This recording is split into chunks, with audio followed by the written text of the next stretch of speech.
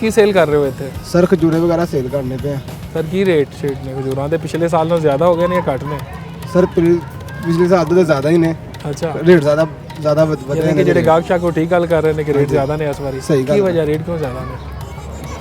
ਇਹਦੇ ਰੇਟ ਸਾਡੀ ਹਕੂਮਤ ਹੀ ਹੈ ਜਿਹੜੀ ਵਧਾ ਰਹੀ ਹੈ, ਤੁਸੀਂ ਨਹੀਂ ਵਧਾ ਰਹੇ। ਨਹੀਂ, ਅਸੀਂ ਨਹੀਂ ਵਧਾ ਰਹੇ। ਸਾਨੂੰ ਜੋ ਪਿੱਛੋਂ ਸਾਨੂੰ ਜਿਸ ਹਿਸਾਬ ਨਾਲ ਤੋੜਾ ਅਸੀਂ ਲੈਣਾ ਹੈ ਤੇ ਉਸ ਹਿਸਾਬ ਨਾਲ ਸਾਨੂੰ ਰੇਟ ਮਿਲਣਾ ਹੈ। ਅੱਛਾ, ਤੇ ਅਸੀਂ ਆਪਣਾ ਮਾਰਜਨ 10-20 ਜਿੰਨਾ ਵੀ ਹੁੰਦਾ ਰੱਖ ਕੇ ਫਿਰ ਅੱਗੇ ਵੇਚਣਾ ਹੁੰਦਾ। ਤੇ ਗਾਹਕ ਦੇ ਵੀ ਮੰਨ ਲਈਦੀ ਹੈ। ਗਾਹਕ ਵੀ ਜਿਸ ਤਰ੍ਹਾਂ ਸਾਨੂੰ ਕਹਿੰਦਾ ਡੀਲ ਕਰਦਾ, ਅਸੀਂ ਵੀ ਉਸ ਤਰ੍ਹਾਂ ਕੀ ਡੀਲ ਗਾਹਕ ਨਾਲ ਕਰ ਲੈਂਦੇ ਆ ਤੇ ਦੇ ਦਿੰਦੇ ਆ ਮਾਲ ਆਪਣਾ। ਜੋ ਵੀ ਬਚਦਾ ਸਾਨੂੰ ਤੋੜੇ ਪਿੱਛੇ 150, 2000। ਹਾਲੀ ਤਾਂ ਰਮਜ਼ਾਨ ਜਿਵੇਂ ਨੇੜੇ ਆਏਗਾ, ਰਮਜ਼ਾਨ 'ਚ ਚੀਜ਼ਾਂ ਵੱਧ ਕਿਉਂ ਜਾਂਦੀਆਂ ਨੇ? ਖਜੂਰ ਕਿਉਂ ਵੱਧ ਜਾਂਦੀ ਰਮਜ਼ਾਨ 'ਚ? ਸਰ ਰਮਜ਼ਾਨ 'ਚ ਸਬਜ਼ੀ ਖਜੂਰ ਇਸ ਲਈ ਵੱਧਦੀ ਹੈ ਕਿ ਆਵਾਮ ਬਹੁਤੀ ਖਾਂਦੀ ਹੈ। ਠੀਕ ਹੈ, ਸੁਨਨਤ ਹੁੰਦੀ ਹੈ ਮਾਸ਼ਾਅੱਲਾ। ਨਹੀਂ, ਵੈਸੇ ਤਾਂ ਰਮਜ਼ਾਨ 'ਚ ਸਸਤੀ ਹੋਣੀ ਚਾਹੀਦੀ ਕਿ ਮੁਸਲਮਾਨ ਖਾਵਣ, ਰੋਜ਼ਾ ਇਫਤਾਰ ਕਰਨ। ਪਿਛਲੀ ਵਾਰ ਤੇ ਸਸਤੀਆਂ ਸਨ, ਲੇਕਿਨ ਇਸ ਦਫਾ ਹਰ ਸਾਲ ਮਹਿੰਗੀਆਂ ਹੀ ਹੁੰਦੀਆਂ ਜੇ ਰਮਜ਼ਾਨ 'ਚ। ਨਹੀਂ, ਪਿਛਲੀ ਦਫਾ ਸਸਤੀਆਂ ਸਨ ਤਕਰੀਬਨ। ਇਸ ਸਾਲ ਕੀ ਰੇਟ ਰਹੇਗਾ? ਜੋ ਹੁਣ ਚੱਲ ਰਿਹਾ ਇਹ ਤਾਂ ਅੱਗੇ ਨਹੀਂ ਰਹਿਣਾ, ਵਧਣਾ ਹੀ ਹੈ। ਵਧਣਾ। ਸਰ ਇਹ ਜਿਹੜਾ ਬਿਲਡਿੰਗਾਂ ਬਣ ਰਹੀਆਂ ਨੇ ਇਹ ਹੁਕੂਮਤ ਬਣਾ ਰਹੀ? ਸਰ ਬਿਲਕੁਲ ਹੁਕੂਮਤ। ਇਹ ਹੁਣ ਕੀ ਲੱਗਾ ਇਸ ਬਾਜ਼ਾਰ 'ਚ? ਤੁਹਾਨੂੰ ਕੋਈ ਦੱਸਿਆ ਕਿ ਇੱਥੇ ਇਸ ਤਰ੍ਹਾਂ ਹੁੰਦਾ ਪਿਆ ਜਿਸ ਤਰ੍ਹਾਂ ਇਹਨਾਂ ਦਾ ਮੇਰੇ ਜੋ ਸੁਣਨ ਵਿੱਚ ਆਇਆ ਵੇ ਤੇ ਸਾਡੇ ਦੁਕਾਨਦਾਰਾਂ ਦੇ ਨਾਲ ਉਹਨਾਂ ਨੇ ਡਿਸਕਸ ਕੀਤੀ ਹੈ ਕਿ ਇਹ ਜਿਹੜੇ ਹਕੂਮਤ ਦੇ ਨਾਲ ਇਹਨਾਂ ਦਾ ਕੋਈ ਕਿਸੇ ਸਾਲ ਦੇ ਵਿੱਚ ਕਿਸੇ ਵਕਤ ਦੇ ਵਿੱਚ ਮੁਆਹਦਾ ਸੀ ਇੰਗਲੈਂਡ ਦੇ ਨਾਲ। ਅੱਛਾ, ਇਸ ਜਗ੍ਹਾ ਨੂੰ ਨਾ ਇਸ ਇਲਾਕੇ ਨੂੰ ਬਣਾਇਆ ਜਾਏਗਾ ਤੇ ਉਸੇ ਜਿਹੜਾ ਨਾ ਮੁਆਹਦੇ ਨੂੰ ਪੂਰਾ ਕੀਤਾ ਜਾ ਰਿਹਾ ਹੈ। ਟੋਟਲ ਕੰਸਟਰਕਸ਼ਨ ਜਿਹੜੀ ਹੈ ਇਹ ਹਕੂਮਤ ਪੰਜਾਬ ਕਰਵਾ ਰਹੀ ਹੈ ਇਸ ਟਾਈਮ ਤੇ ਉਹਨਾਂ ਦੇ ਅੰਦਰ ਵਿੱਚ ਟੋਟਲ ਕੰਮ ਹੈ। ਤੇ ਸਿਰਫ ਉਸ ਤਰ੍ਹਾਂ ਨਕਸ਼ਾ ਬਣੇਗਾ ਜਿਸ ਤਰ੍ਹਾਂ ਮੁਗਲ ਜ਼ਮਾਨੇ ਦੇ ਵਿੱਚ ਬਾਦਸ਼ਾਹ ਲੋਕ ਰਹਿੰਦੇ ਸਨ। ਇਹ ਬਿਲਕੁਲ ਉਸ ਤਰ੍ਹਾਂ ਨਕਸ਼ਾ ਆਵੇਗਾ। ਪੁਰਾਣੀ ਤਰਜ਼ ਦੀ ਬਿਲਡਿੰਗਾਂ ਬਣਨਗੀਆਂ ਇੱਥੇ? ਪੁਰਾਣੀ ਤਰਜ਼ ਦੀਆਂ ਬਿਲਡਿੰਗਾਂ ਬਣ ਰਹੀਆਂ ਜਿਹੜੀਆਂ ਟੁੱਟੀਆਂ ਨੇ, ਠੀਕ ਹੋ ਰਹੀਆਂ ਨੇ। ਮਤਲਬ ਕਾਫੀ ਸਾਰਾ ਪੈਸਾ ਜਿਹੜਾ ਲਗਾਉਂਦੇ ਪਏ ਨੇ। ਮਤਲਬ ਇੱਥੇ ਲਾਹੌਰ ਦਾ ਕੁਝ ਕਾਫੀ ਦਿਖਾਣ ਲੱਗੇ ਨੇ ਕੁਝ ਬਿਲਡਿੰਗਾਂ ਵਗੈਰਾ ਬਣਾ ਜੀ ਬਿਲਕੁਲ ਸਾਫ਼ ਬਿਲਡਿੰਗਾਂ ਬਣਨਗੀਆਂ ਜਿਹਦੀ ਵਜ੍ਹਾ ਤੋਂ ਉਹਨਾਂ ਨੂੰ ਇੰਨਾ ਲੰਮਾ ਖਰਚਾ ਕਰਨਾ ਪੜ ਰਿਹਾ। ਲੇਕਿਨ ਅਸੀਂ ਆਵਾਮ ਜ਼ਿਆਦਾ ਇਸ ਗੱਲ ਤੇ ਮਸ਼ਹੂਰ ਆ, ਇਸ ਗੱਲ ਨੂੰ ਸੋਚਨੇ ਆ ਇਸ ਤਰ੍ਹਾਂ ਹੋਣਾ ਚਾਹੀਦਾ ਕਿ ਅਗਰ ਸੁਣਨ ਨਹੀਂ ਚਾਹਿਆ, ਕਨਫਰਮ ਨਹੀਂ ਹੈ ਕਿ 200 ਕਰੋੜ ਦੇ ਲਗਭਗ ਦਾ ਇਹ ਠੇਕਾ ਜਿੰਨਾ ਅੰਦਰੂਨ ਸ਼ਹਿਰ 7-8 ਦਰਵਾਜ਼ੇ ਨੇ ਉਹਨਾਂ ਨੂੰ ਕਵਰ ਹੋਣਾ ਹੈ। ਇੱਕ ਅੱਛੀ ਮਾਲੀਅਤ ਉਹ ਖਰਚਦੇ ਪਏ ਨੇ ਮਰੀਮ ਸਾਹਿਬਾ ਕਿ ਅਗਰ 200 ਕਰੋੜ ਇਸ ਪ੍ਰੋਜੈਕਟ ਦੇ ਉੱਤੇ ਖਰਚਾ ਆਉਂਦਾ ਪਿਆ ਤੇ ਸਾਡੀ ਆਮ ਗਰੀਬ ਆਵਾਮ ਨੂੰ ਜਿਹੜੀ ਮੁਸਤਹਿਕ ਹੈ ਫੀ ਘਰ ਦੀ ਅਗਰ 26 ਕਰੋੜ ਆਵਾਮ ਦੇ ਬੰਦੇ ਨੂੰ ਅਮੀਰ ਹੈ ਕੋਈ ਚਾਹੇ ਗਰੀਬ ਹੈ ਫਿਰ ਵੀ 26 ਕਰੋੜ ਆਵਾਮ ਨੂੰ 5-5 7-7 ਲੱਖ ਇੱਥੇ ਜਿੰਨਾ ਵੀ ਬਣੇਗਾ ਇੱਕ ਫਰਦ ਨੂੰ ਦਿੱਤਾ ਜਾਏ, ਉਹਨਾਂ ਦੀ ਬਿਹਤਰੀ ਕੀਤੀ ਜਾਏ, ਉਹ ਜ਼ਿਆਦਾ ਅੱਛਾ ਹੈ। ਬਕਾਇਦਾ ਬੇਸ਼ੁਮਾਰ ਪੈਸਾ ਲਗਾ ਰਹੇ ਨੇ। ਤੁਸੀਂ ਇਹ ਕਹਿ ਰਹੇ ਜੀ ਕਿ ਜਿਹੜਾ ਕੰਸਟਰਕਸ਼ਨ ਹੋ ਰਹੀ ਹੈ ਜਾਂ ਡਿਵੈਲਪਮੈਂਟ ਦੇ ਕੰਮ ਹੋ ਰਹੇ ਨੇ ਉਹ ਪੈਸੇ ਆਵਾਮ ਨੂੰ ਹੀ ਦੇ ਦਿੱਤੇ ਜਾਣ? ਆਵਾਮ ਵਾਸਤੇ ਲਗਾਏ ਜਾਣ, ਆਵਾਮ ਨੂੰ ਸਹੂਲਤ ਦਿੱਤੀ ਜਾਏ, ਆਵਾਮ ਵਾਸਤੇ ਬਿਹਤਰ ਹੋਣਾ ਚਾਹੀਦਾ। ਜਿੰਨੀ ਕੋਈ ਬੇਰੋਜ਼ਗਾਰੀ ਹੈ ਇਹ ਸ਼ਾਇਦ ਬੇਰੋਜ਼ਗਾਰੀ ਦੇ ਬਾਰੇ ਗੱਲ ਕਰਨਾ ਗੱਲ ਹੱਸਣ ਵਾਲੀ ਨਹੀਂ ਹੋਏਗੀ। ਉਹ ਜੈਨੂਇਨ ਹਕੀਕਤ ਹੈ ਸਾਡੇ ਮੁਲਕ ਵਿੱਚ ਬੇਰੋਜ਼ਗਾਰੀ ਹੈ। ਇੱਥੇ ਬੈਠੇ ਆ ਅਸੀਂ ਦੇਖਦੇ ਹਾਂ ਦਿਨ ਦੇ ਵਿੱਚ ਕਈ ਇਸ ਤਰ੍ਹਾਂ ਦੇ ਘਰੇਲੂ ਔਰਤਾਂ ਆਉਂਦੀਆਂ ਨੇ ਜਿਹੜੀਆਂ ਮਤਲਬ ਕਿ ਖੁਦ ਦੇਖ ਕੇ ਪਤਾ ਚੱਲਦਾ ਘਰੇਲੂ ਨੇ, ਲੇਕਿਨ ਮਦਦ ਦੇ ਤੌਰ ਤੇ ਉਹ ਸਾਡੇ ਕੋਲ ਹਾਜ਼ਰ ਹੁੰਦੀਆਂ ਤੇ ਇਸ ਚੀਜ਼ ਨੂੰ ਦੇਖ ਕੇ ਥੋੜਾ ਜਿਹਾ ਦਿਲ ਨੂੰ ਦੁੱਖ ਹੁੰਦਾ ਕਿ ਇਹ ਕਰੋੜਾਂ ਅਰਬਾਂ ਰੁਪਏ ਜ਼ਾਇਆ ਪਏ ਹੁੰਦੇ ਨੇ। ਇਹ ਕੁਝ ਕੰਸਟਰਕਸ਼ਨ ਕਰਨ ਵਾਲਿਆਂ ਦੇ ਨਾਲ ਸਮ ਟਾਈਮ ਇੱਥੇ ਕੋਈ ਗੁਫ਼ਤਗੂ ਹੋ ਜਾਂਦੀ ਹੈ। ਅਵਲ ਤੇ ਉਹ ਆਪਣੀ ਕੰਪਨੀ ਦੀ ਆਪਣੀ ਕੋਈ ਬਾਤ ਤੇ ਬਤਾਉਂਦੇ ਨਹੀਂ, ਲੇਕਿਨ ਕਿਸੇ ਨਾਲ ਸ਼ਾਇਦ ਗੁਫ਼ਤਗੂ ਹੋ ਜਾਏ ਤੇ ਬਤਾਉਂਦੇ ਨੇ ਕਿ ਇਹ ਪਲੇਟ ਜਿਹੜੀ ਜਿਸ ਤੇ ਖੜੇ ਨੇ ਭਾਈ ਇਹ ਬਣਾਉਂਦੇ ਪਏ ਨੇ ਸੀਮੈਂਟ ਦੀਆਂ ਜਿਹੜੀਆਂ ਸਲੈਬਾਂ ਪਿਆ ਬਣਦੀਆਂ ਨੇ ਤੇ ਇਹ 15,000 ਰੁਪਏ ਦੀ ਇੱਕ ਸਲੈਬ ਹੈ ਕਿ ਇਹ ਕਿਤਨਾ ਨਾਕਸ ਹੈ ਤੇ ਇਹ ਕੰਮ ਪਿਆ ਹੁੰਦਾ ਥੱਲੜੇ ਲੈਵਲ ਦੇ ਉੱਤੇ ਇਹ ਸਾਨੂੰ ਦੁਸ਼ਵਾਰੀ ਪੈਂਦੀ। ਨਹੀਂ ਇਹ ਤੁਸੀਂ ਉਹਨਾਂ ਨੇ ਤੁਹਾਨੂੰ ਦੱਸਿਆ ਇਹ ਪਲੇਟਾਂ ਕਿਉਂ ਪਈਆਂ ਨੇ? ਹਾਲਾਂਕਿ ਇੱਥੇ ਕੋਈ ਰੋਡ ਦਾ ਵੀ ਮਨਸੂਬਾ ਹੈ? ਬਿਲਕੁਲ ਮਨਸੂਬਾ ਹੈ ਵੀ ਮਨਸੂਬਾ ਉਹਨਾਂ ਦਾ ਇਸ ਤਰ੍ਹਾਂ ਦਾ ਹੈ। ਉਂਝ ਆਪਸ ਵਿੱਚ ਬਰਾਦਰ ਉਂਝ ਗੱਲ ਕੀਤੀ ਜਾਏ ਨਾ ਕਿ ਟਿਕਟੋਕਰ ਤੇ ਇੱਕ ਐਸੀ ਮਸ਼ਹੂਰ ਜਗ੍ਹਾ ਬਣਨ ਚੱਲੀ ਹੈ ਕਿ ਜਿਹੜੀ ਤੁਸੀਂ ਇਤਿਹਾਸ ਸਟੈਂਡ ਕਰੇਗੀ। ਯਾਨੀ ਕਿ ਤੁਹਾਨੂੰ ਤਾਂ ਨਹੀਂ ਉੱਠਣ ਦਾ ਕਿਹਾ ਗਿਆ? ਸਾਨੂੰ ਉੱਠਣ ਵਾਸਤੇ ਬਿਲਕੁਲ ਨਹੀਂ ਕਿਹਾ ਗਿਆ, ਕੋਈ ਡਿਸਟਰਬੈਂਸ ਨਹੀਂ ਹੈ, ਅਸੀਂ ਬਿਲਕੁਲ ਰਿਲੈਕਸ ਆ। ਇਹਨਾਂ ਦਾ ਕੰਮ ਪਿਆ ਬਾਕੀ ਤੁਹਾਨੂੰ ਨਾ ਉਠਾਵਣ ਤੇ ਇਹ ਚੀਜ਼ਾਂ ਅੱਛੀਆਂ ਕਰ ਦੇਵਣ ਤੁਹਾਡੇ ਵਾਸਤੇ ਤਾਂ ਫਾਇਦਾ ਹੈ। ਅੱਛੀਆਂ ਕਰ ਦੇਵਣ ਜ਼ਾਹਰੀ ਗੱਲ ਹੈ ਸਰ, ਜਿਤਨੇ ਲੋਕ ਜ਼ਿਆਦਾ ਆਣਗੇ ਇੱਥੇ ਦੇਖਣ ਵੀ ਆਣਗੇ ਉਤਨਾ ਸਾਡੇ ਵਾਸਤੇ ਬਿਜ਼ਨਸ ਦੇ ਸਾਡਾ ਵੈਲਿਊ ਲੈਵਲ ਤੇਜ਼ ਹੋਏਗਾ। ਜਸਟ ਇਹ ਚੀਜ਼ ਹੈ। ਚਲੋ ਠੀਕ ਹੋ ਗਿਆ ਸਰ, ਮਿਹਰਬਾਨੀ, ਸ਼ੁਕਰੀਆ।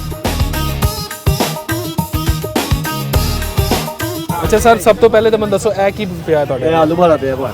ਆਲੂ ਬੁਖਾਰਾ ਹੈ, ਇਹ ਕੀ ਰੇਟ ਕੀ ਕਹਿੰਦਾ? ਇਹ 1400 ਰੁਪਏ ਕਿਲੋ ਭਾਈ। ਔਰ ਇਹ ਖੁਰਮਾਨੀ ਹੈ, ਠੀਕ ਹੋ ਗਿਆ। ਇਸ ਤਰ੍ਹਾਂ ਸਮਾਨੀ ਜਿਹਨੂੰ ਕਹੀਦਾ ਜੇ ਇਹਨਾਂ ਦਾ ਫਾਇਦੇ ਕੀ ਨੇ ਸਰ? ਇਹਦੇ ਫਾਇਦੇ ਬੰਦਾ ਖਾ ਕੇ ਗਰਮ ਹੋ ਜਾਂਦਾ ਹੈ। ਅੱਛਾ, ਬੰਦਾ ਹੀ ਗਰਮ ਹੋ ਜਾਂਦਾ। ਨਹੀਂ, ਬੰਦਾ ਹੀ ਗਰਮ ਹੋ ਜਾਂਦਾ ਹੈ। ਅੱਗੇ ਆਵਾਮ ਨੇ ਉਹਨੂੰ ਠੰਡਾ ਕਰਤਾ ਗਵਰਨਮੈਂਟ ਨੇ, ਤੇ ਉਹ ਸੌਦੇ ਹੱਥ ਨਹੀਂ ਪੈਂਦਾ, ਖਾਣਗੇ ਤੇ ਗਰਮ ਹੋਣਗੇ ਨਾ, ਤੇ ਬਾਹਰ ਬਿਲਕੁਲ ਅਸੀਂ ਆਣਗੇ। ਇਹ ਸੁਣ ਰਹੇ ਹਾਂ ਗਾਹਕ ਜਿਹੜੇ ਵੀ ਆ ਰਹੇ ਨੇ ਉਹ ਇਹ ਸ਼ਿਕਵਾ ਕਰ ਰਹੇ ਨੇ ਕਿ ਮਹਿੰਗਾਈ ਬਹੁਤ ਜ਼ਿਆਦਾ ਹੋ ਗਈ। ਮਹਿੰਗਾਈ ਤੇ ਬਹੁਤ ਜ਼ਿਆਦਾ ਹੋ ਗਈ, ਉਹਨਾਂ ਨੇ ਸਭ ਚੀਜ਼ ਉਹਨਾਂ ਦੇ ਪਹੁੰਚ ਤੋਂ ਬਾਹਰ ਕਰਤੀ ਆਵਾਮ ਦੀ। ਜੇ ਖਾ ਕੇ ਗਰਮ ਹੋ ਕੇ ਤੇ ਬਾਹਰ ਆ ਜਾਣਗੇ ਤੇ ਇਹਨਾਂ ਨੂੰ ਬਾਹਰ ਕੱਢ ਲੈਣਗੇ।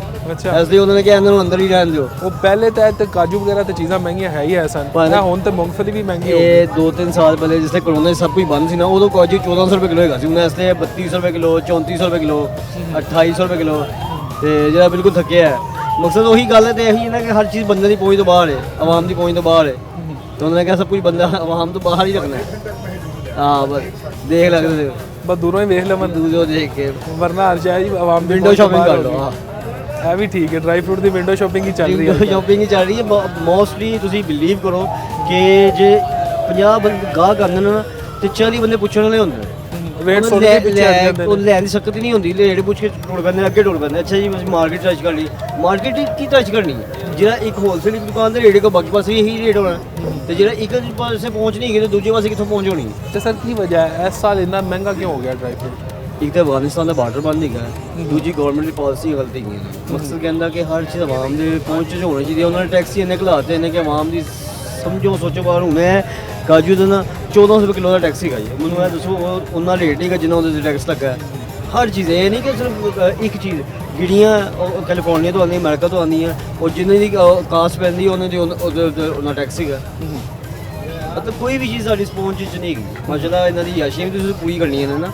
ਅਸੀਂ ਕੋ ਜ਼ਰ ਖਰੀਦ ਗੁਲਾਮ ਲੋਕ ਹੀ ਗਏ, ਸਵੇਰ ਤੋਂ ਲੈ ਕੇ ਸ਼ਾਮ ਤੱਕ ਇਹਨਾਂ ਦੀ ਯਾਸ਼ੀਆਂ ਵਾਸਤੇ ਮਿਹਨਤ ਕਰਨੀ।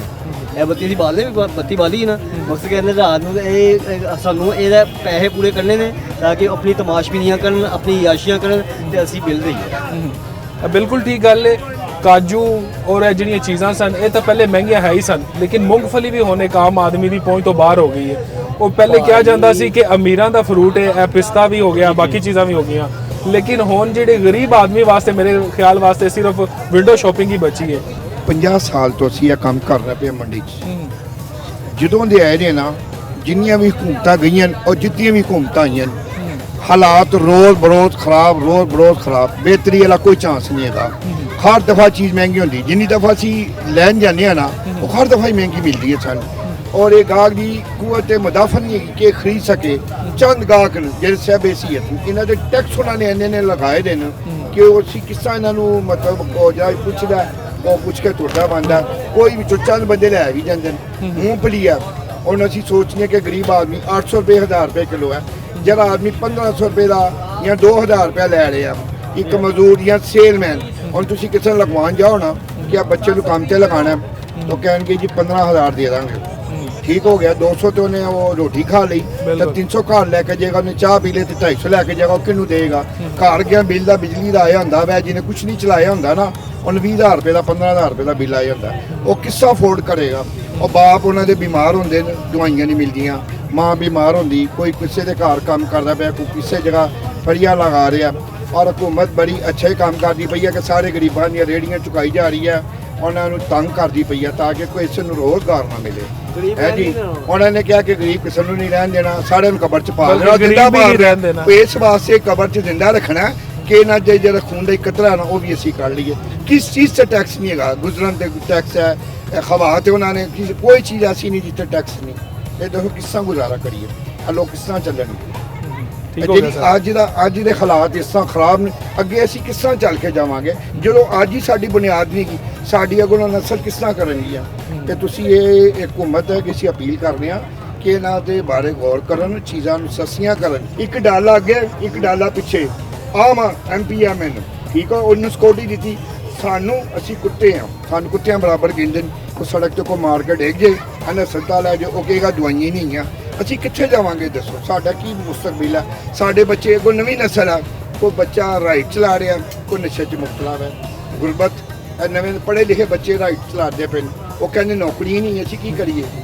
ਅਸੀਂ ਅਪੀਲ ਕਰਨੇ ਆ ਕਿ ਸਾਡੇ ਨਾਲ ਇਹਨਾਂ ਨਾਲ ਤਾਵਨ ਕਰਨ, ਲੋਕਾਂ ਦੇ ਨਾਲ ਕੁਝ ਚੀਜ਼ਾਂ ਸਸਤੀਆਂ ਕਰਨ, ਕੁਝ ਟੈਕਸ ਘਟਾਉਣ ਹੈ, ਜਿਹੜੇ ਬਿਜਲੀਆਂ ਦੇ ਪਾਣੀ ਗੈਸ ਜਿਹੜੇ ਕੰਮ ਚਲਾਉਂਦੇ ਨੇ ਉਹਨਾਂ ਤੇ ਰਿਲੀਫ ਦੇਣ ਨਾ। ਇੱਕ ਆ ਕੇ ਦੇਖਣ ਕਿ ਗਰੀਬ ਆਦਮੀ, ਤੁਸੀਂ ਕਿਸੇ ਕੋ ਬਿੱਲ ਦੇਖ ਲਿਓ 10000 ਦਾ, 15000 ਰੁਪਏ ਦਾ, ਇੱਕ 15,000 ਤੋਂ ਨੌਕਰੀ ਕਰਦਾ ਪਰ ਲੈ ਕੇ ਕੀ ਘਰ ਜਾਏਗਾ?